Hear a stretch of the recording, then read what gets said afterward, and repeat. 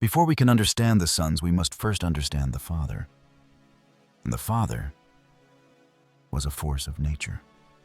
A man seemingly forged not from flesh and blood, but from ambition, rage, and pure, unadulterated will. He was born Issur Danielovitch, the son of poor, illiterate Russian Jewish immigrants in the slums of Amsterdam, New York. He grew up in abject poverty, a boy who claimed he had to fight his way out of a rag pile. He worked dozens of odd jobs from janitor to wrestler, driven by a ferocious hunger to escape his circumstances and to become someone. He clawed his way to acting school to Broadway and then to Hollywood, where the studios gave him a new name, Kirk Douglas. But they could not tame the fire that burned within him. He was not a handsome, charming leading man like Cary Grant. He was something else entirely. He was intense. He was dangerous. His characters were often angry, conflicted, and simmering with a barely contained violence. The dimpled chin was granite, but the eyes were blazing coals. He was the corrupt boxer in Champion, the ruthless producer in The Bad and the Beautiful, the tormented Vincent van Gogh in Lust for Life. And he was Spartacus. The role of the gladiator slave who led a rebellion against Rome was more than a performance. It was the perfect embodiment of the man himself. A defiant fighter, an outsider raging against the establishment. And in a move of incredible courage, Kirk Douglas, as the film's producer, used his power to break the Hollywood blacklist, giving full screen credit to the band writer Dalton Trumbo. He was a rebel both on and off the screen. But this immense, often uncontrolled energy, this ferocious will that made him a titan, also made him a difficult, demanding, and often absent father. He was a notorious womanizer, a man of volcanic tempers who expected his sons to be as tough as he was. He raised them in a world of unimaginable privilege and immense psychological pressure. He would live to be 103, a true survivor of Hollywood's golden age. He would raise a son who impossibly would become an even bigger star than he was, winning Oscars as both an actor and a producer. But he would also bury a son, his youngest, who died tragically of a drug overdose, a soul consumed by the very legacy his brother had conquered. This is the triumphant and heartbreaking untold story of Kirk Douglas's 4 sons. In this video, we will tell the complete inside Hollywood and deeply human stories of Michael, Joel, Peter, and Eric, the 4 sons of the legendary Kirk Douglas. Born into a world of incredible privilege, ambition, and the immense pressure of a famous and famously difficult father, each son had to find his own way to survive in the shadow of Spartacus.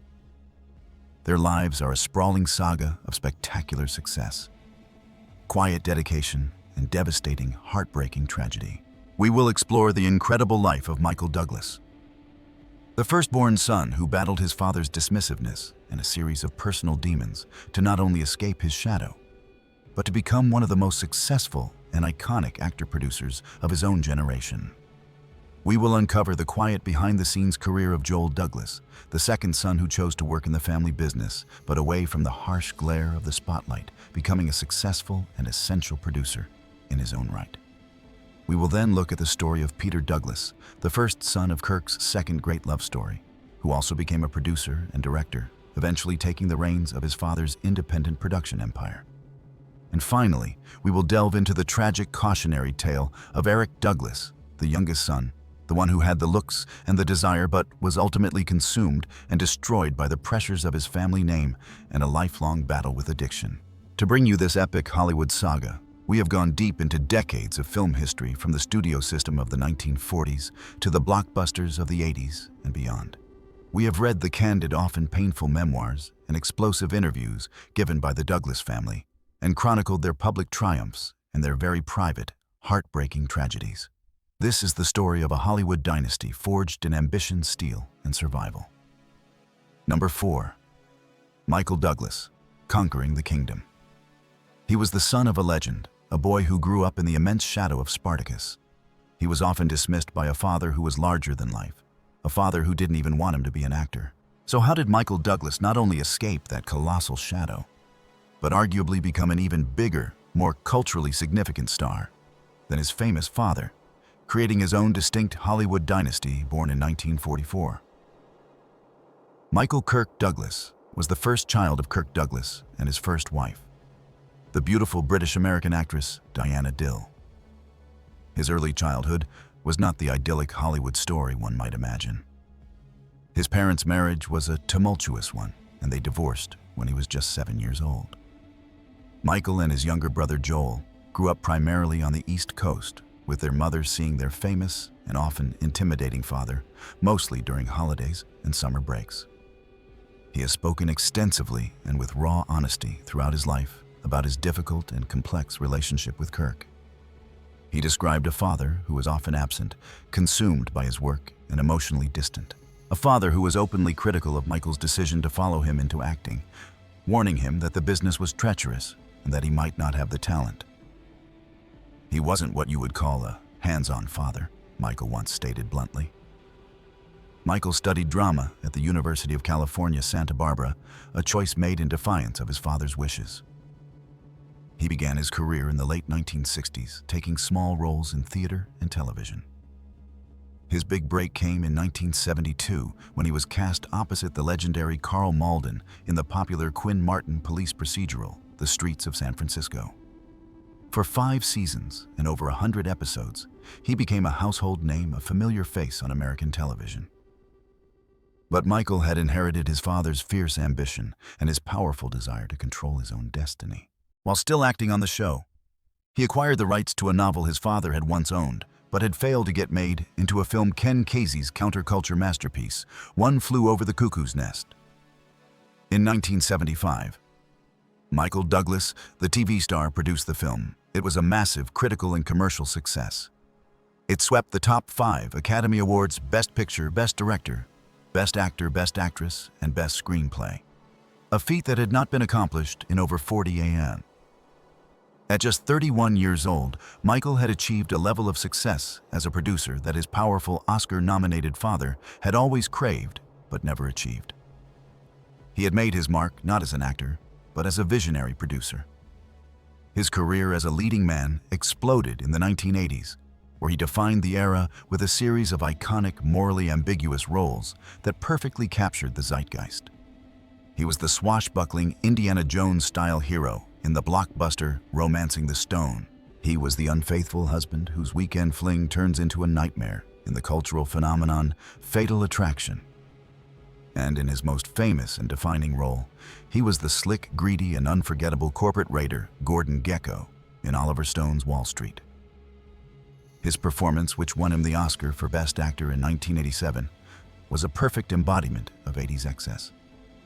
His famous line, "Greed, for lack of a better word, is good," became the mantra for a generation. Throughout the 90s, he continued his reign as Hollywood's most daring leading man with provocative, controversial hits like Basic Instinct and Disclosure. He had done the impossible. He was no longer Kirk Douglas's son. Kirk Douglas was now proudly Michael Douglas's father. His personal life has been just as dramatic and well documented. He has been candid about his own past struggles with addiction and his time in rehab. His own son, Cameron, from his first marriage, battled a severe long-term heroin addiction that led to a nearly 8-year prison sentence, a heartbreaking echo of the tragedy that would befall Michael's own youngest brother, Eric. In 2010, Michael fought a highly public and terrifying battle with stage 4 throat cancer and won. Since the year 2000, he has been in a high-profile, enduring marriage to the beautiful Welsh actress Catherine Zeta-Jones, a Hollywood power couple. Today, Michael Douglas is a revered elder statesman of Hollywood, an actor and producer of immense talent range and influence. His story is one of defying a legendary father, battling his own personal demons, and building a separate, spectacular legacy that is entirely his own. While Michael became one of the most famous faces on the planet, his younger full brother chose a very different path. A life spent not in the spotlight's glare, but in the crucial, hard-working, and often invisible world behind the camera. Number 3. Joel Douglas, the man behind the scenes. In a family of charismatic, larger-than-life actors who commanded the spotlight, one son made a deliberate and early choice to live his life in the shadows. He became the quiet, essential craftsman who helped bring his family's biggest blockbusters to life, a man who loved the movies but had no desire to be a movie star. This is the untold story of the unseen Douglas Joel. Born in 1947, Joel Douglas is the second and youngest son of Kirk Douglas and his first wife, Diana Dill. Growing up, he witnessed firsthand his older brother Michael's often contentious struggle for their father's approval, and seemed to make a conscious decision to avoid that particular battle entirely. While he too was drawn to the world of movies that was his birthright, he had absolutely no desire for the life of an actor. Instead of the stage, Joel was drawn to the craft and the logistics of filmmaking itself. He pursued a career behind the camera, learning the nuts and bolts of the business from the ground up. He began his career as an assistant director and a production manager. The hardworking, often unglamorous, but absolutely essential professional who ensures a massive film set runs smoothly on time and on budget. He became a trusted and indispensable collaborator with his brother Michael throughout the 1970s and 80s, a period when Michael was building his production empire.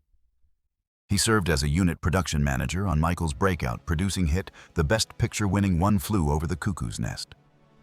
He later served as a co-producer on Michael's blockbuster action-adventure films, Romancing the Stone, and its sequel, The Jewel of the Nile. Imagine the immense challenge of managing the logistics for those films, shooting in the jungles of Mexico and the deserts of Morocco. That was Joel's world. Joel found his niche, not as a star, but as a skilled and highly reliable producer. He was the man who made the trains run on time, the one who handled the budgets, the crews, and the complex daily problems of a multi-million-dollar film production, allowing his famous family members to shine on screen. His contribution to some of the most iconic films of the era is significant, though often unheralded by the general public. He has lived his life almost entirely out of the public eye, consistently avoiding interviews and the Hollywood party scene. His personal life has been marked by several marriages, but he has always maintained his privacy with a quiet, firm determination. Joel's story is one of a son who found a way to be an essential part of the family business while successfully avoiding the crushing pressures of fame that so defined and, in some cases, destroyed his other family members. Joel found his purpose by helping to build the worlds his brother starred in. The next son, the first of Kirk's second and final great love story, would also enter the family business, but his journey would be defined by a different kind of collaboration, a partnership with his legendary father. This is the story of Peter Douglas. Number 2. Peter Douglas, the steward of the empire.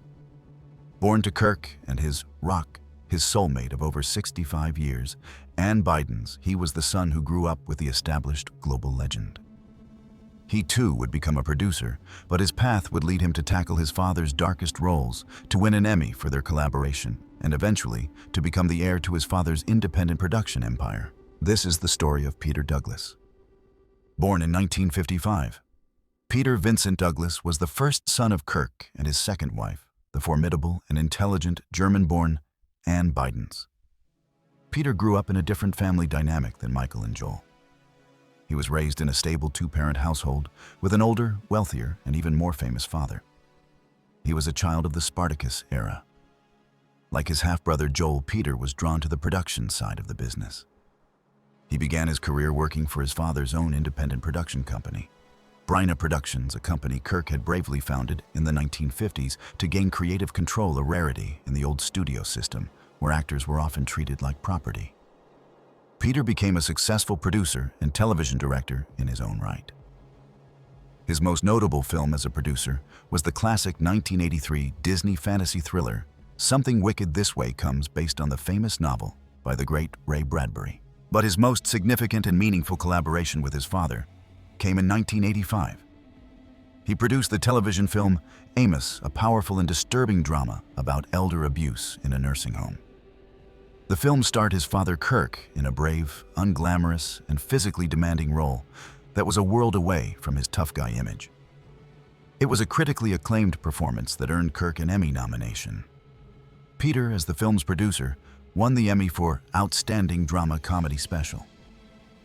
It was a moment of immense pride, a successful and powerful collaboration between father and son. In his later years, Peter became the head of Bryna Productions, taking over the family company and managing his father's extensive film library and legacy.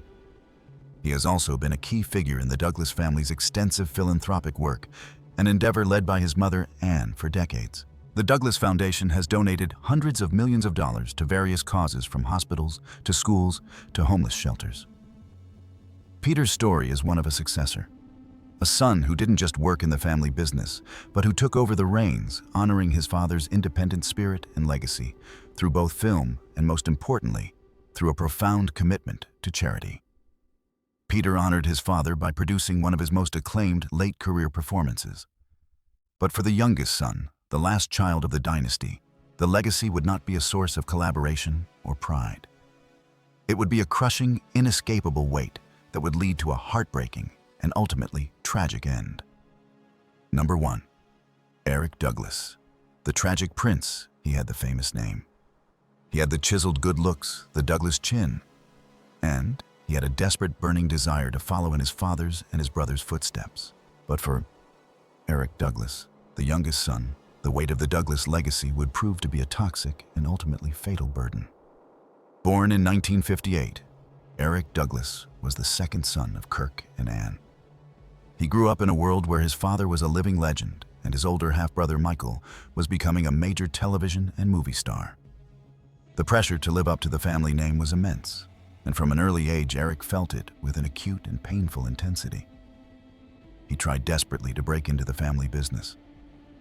He studied acting at the prestigious Royal Academy of Dramatic Art in London. He landed a few minor roles in films and television shows, including an early role in The Flamingo Kid. But his career never took off. He was handsome, he was talented, but he could never escape the constant, brutal comparisons. He also attempted a career in stand-up comedy, a brave but difficult choice for someone from a dramatic acting dynasty. His performances were often erratic. His sets were sometimes filled with pained, angry jokes about his famous family. A public cry for help from a man struggling to find his own identity. From his late teens, Kirk began a long, public, and painful battle with drug and alcohol addiction.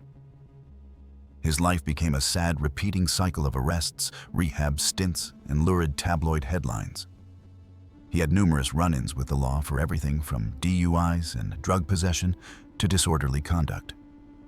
In one infamous incident in 1996, he was arrested after a drunken, disruptive tirade on a cross-country flight, which led to a hefty fine. In candid and often heartbreaking interviews, Kirk spoke of the immense difficulty of being the other Douglas. He felt he could never escape the shadow of his father's tough guy image or his brother's massive success. He once told a reporter, "The shadow is a monster. It's the toughest thing to deal with." He felt that his accomplishments were always dismissed, and his failures were magnified 1,000 times over because of his name. His family tried desperately to help him. Kirk and Ann spent a fortune, millions of dollars on rehab programs and therapeutic interventions. Michael tried to offer support and guidance, but Kirk's demons and his addictions were too powerful. On July 6, 2004, Kirk Douglas was found dead in his Manhattan apartment by a cleaning lady. He was just 46 years old. The cause of death was ruled an accidental overdose of alcohol tranquilizers and painkillers. His tragic death was a devastating blow to the Douglas family, particularly to his aging father Kirk, who would outlive his youngest son by 16 years. It was a heartbreaking cautionary tale about the darkest side of growing up in a Hollywood dynasty, the story of a sensitive soul who was ultimately consumed by the very legacy he so desperately and so unsuccessfully wanted to be a part of. Together, the lives of the 4 Douglas sons are a powerful Hollywood epic of triumph and tragedy. A story of how one family navigated the immense pressures of a legendary name. A superstar who surpassed the legend, 2 quiet producers who sustained it, and a tragic casualty who was consumed by it. Each son's story is a different and vital chapter in the complex saga of the Douglas dynasty. This theme of navigating the chaotic personal life of a true Hollywood icon is a powerful one we have explored before on this channel. In a previous video, we dove into the glamorous and turbulent world of Elizabeth Taylor, another larger-than-life legend whose life off-screen was every bit as dramatic as any role she ever played. We explored her 8 marriages, her incredible Oscar-winning career, and her groundbreaking activism that changed the world. You can watch that definitive story by clicking the link right here. And her children's stories of growing up in that whirlwind of paparazzi husbands and priceless jewels are just as fascinating. We are currently finishing our deep dive, Elizabeth Taylor's 4 Children, The Untold Story. To see how they navigated that incredible life, make sure you are subscribed and have hit that notification bell. You will not want to miss it.